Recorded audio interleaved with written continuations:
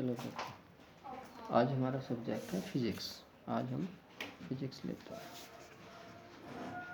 Physics, ठीक है। और ये बेस्ड ऑन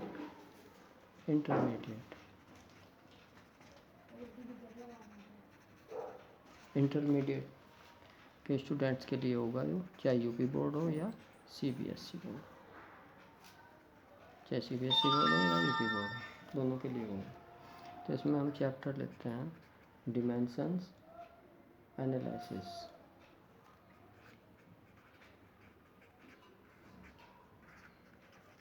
डिमेंशनल एनालिसिस यानी द्विमीय विश्लेषण।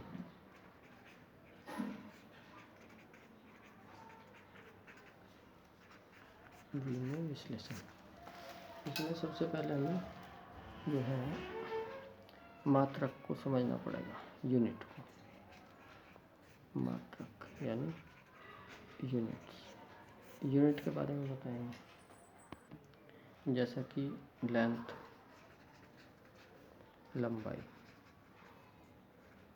लंबाई का मात्रक क्या होता है? मीटर, सेंटीमीटर, मिलीमीटर या फुट एटसेट्रा। इसी तरह से मात्रक होते हैं सब, जैसा कि मास, द्रव्यमान।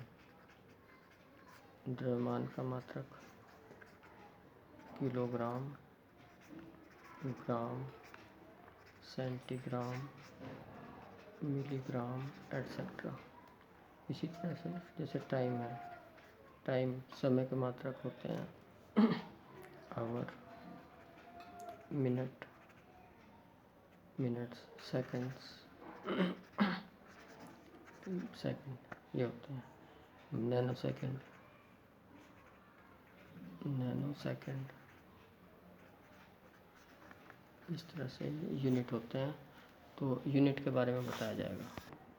अब सबसे पहले हम काइंड्स ऑफ यूनिट, यूनिट के बारे में बता रहे हैं। सबसे पहले आता है फंडामेंटल यूनिट। फंडामेंटल यूनिट्स, इन्हें हिंदी में बोलते हैं मूल मात्रक। मूल मात्रक ये वो मात्रक होते हैं जिनका एक दूसरे से आपस में कोई संबंध नहीं होता। दो units that no relation, no relation among each other, यानी एक दूसरे से आपस में कोई संबंध नहीं होता और एक दूसरे में नहीं बदले जा सकते। No changing, no change each other, एक दूसरे में ना बदले जा सकते, ना एक दूसरे से कोई आपस में संबंध होता है, तो वे फंडामेंटल यूनिट्स होते हैं।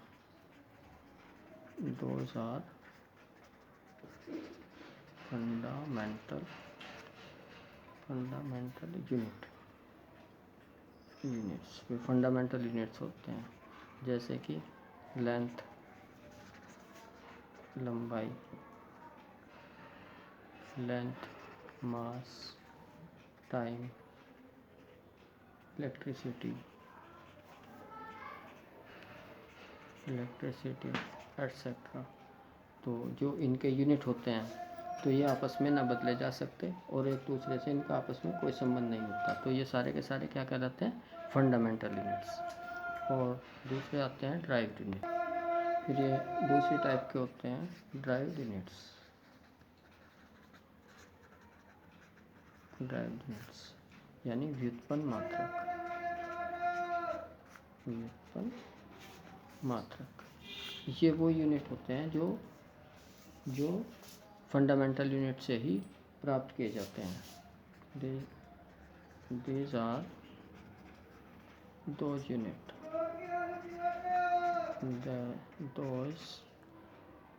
those are found from fundamental unit,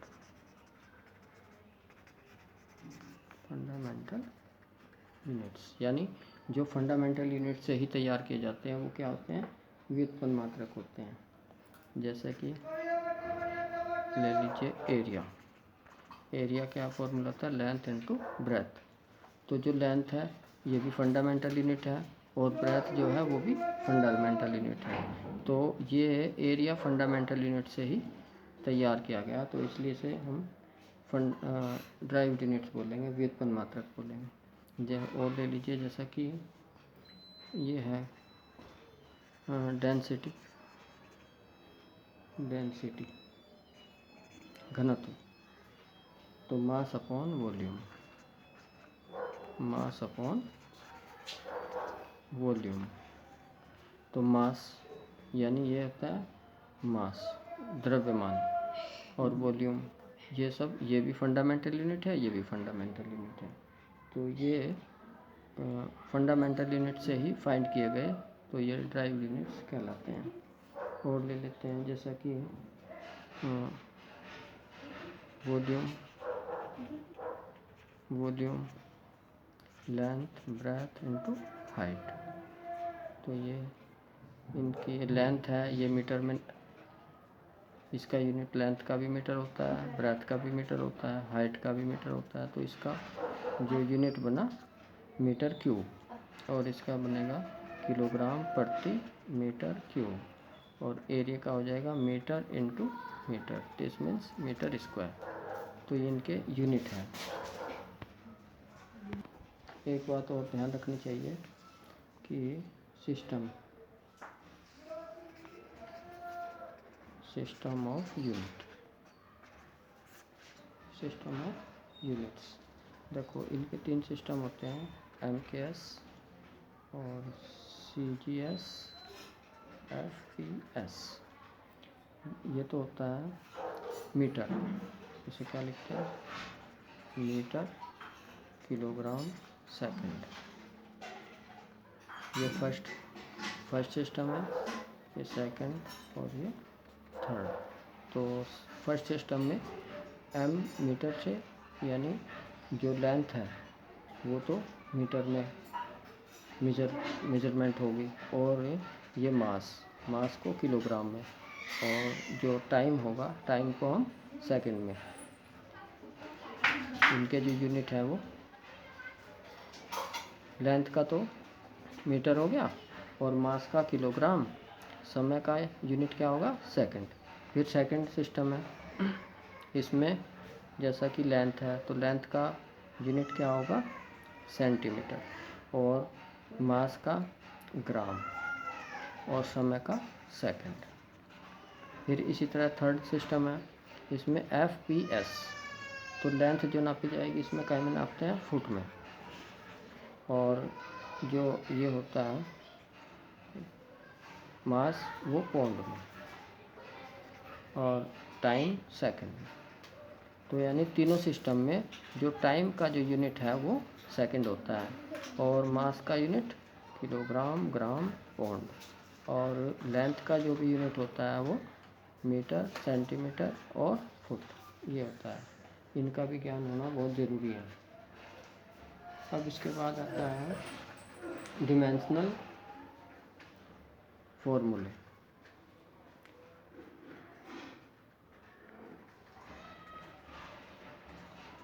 dimensional फॉर्मूले, इसमें हमें याद रखना पड़ेगा कि जैसा कि लेंथ है, लेंथ का डिमेंशनल फार्मूला होता है L, और मास का होता है M, और टाइम का होता है T। ये कैपिटल ब्रैकेट में ही लिखने होते हैं। अब ये देखो कि V में सूत्र कैसे प्राप्त किए जाते हैं। To find out the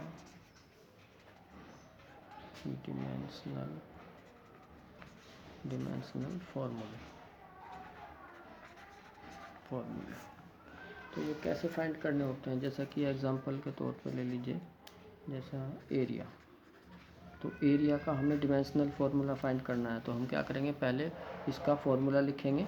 area होता है लेंथ इनटू ब्रेथ, ये तो इसका फार्मूला हो गया। अब इसकी डिमेंशनल फार्मूला लिखने के लिए हम क्या करेंगे, पहले तो जो लेंथ है, लेंथ की डिमेंशनल फार्मूला लिख लिया, और फिर एल, ये एल है लंबाई, तो इसे एल से प्रदर्शित करेंगे। इसी तरह ब्रेथ है, ब्रेथ भी एल से ही, तो ये इनकी डिमेंशनल फार्मूला हो गया एल स्क्वायर। अगर इसका यूनिट लिखना चाहें तो यूनिट हो जाएगा इसका मीटर स्क्वायर। सेकंड ले लीजिए, जैसा कि वॉल्यूम ले लो। वॉल्यूम होता है LBH, फार्मूला याद होना बहुत ज़रूरी है। तो इनकी डिमेंशन फार्मूला लिखेंगे, डिमेंशंस लिखेंगे इनकी। एल, लेंथ की एल होगी, ब्रेथ भी एल और एच भी एल। इन्हें कैपिटल ब्रैकेट में लिखा जाता है, तो ये क्या बनेगा, एल क्यूब। तो ये इसकी डिमेंशनल फार्मूला हो गया। और अगर इसका यूनिट बताना चाहें तो यूनिट बनेगा इसका मीटर क्यूब। और देखते हैं, जैसा कि हमने ले लिया डेंसिटी, ये थर्ड एग्जांपल है डेंसिटी। इस तरह से हम किसी भी फॉर्मूले को लिख के उसकी वो जो है डिमेंशनल फार्मूला हम फाइंड कर सकते हैं। जैसे डेंसिटी होता है mass upon volume, mass upon volume. तो इसकी डेंसिटी फार्मूला निकालने के लिए हम डिमेंशनल फार्मूला फाइंड करेंगे, तो क्या करेंगे, पहले मास का डिमेंशनल फार्मूला लिख लेंगे m, फिर वॉल्यूम अभी निकाला था एल क्यूब, तो ये बनेगा ml⁻⁻3। तो ये इसकी डिमेंशनल फार्मूला है।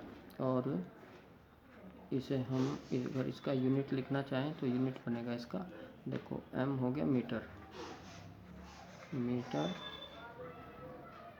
और m जो है किलोग्राम, मास किलोग्राम है, और l है मीटर⁻⁻3।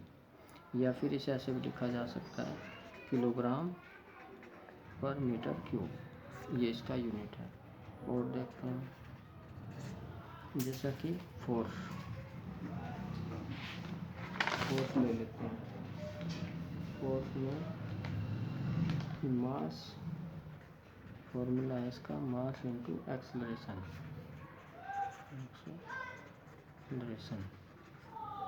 तो फार्मूला याद होना बहुत ज़रूरी है। अब इसका डिमेंशन फार्मूला निकालेंगे, तो कैसे निकालेंगे, पहले तो हम मास की वी में सूत्र लिखेंगे, फिर उसके बाद एक्सेलरेशन का होता है L⁻⁻²। अगर ना पता हो तो ये हम निकाल लेते हैं। देखो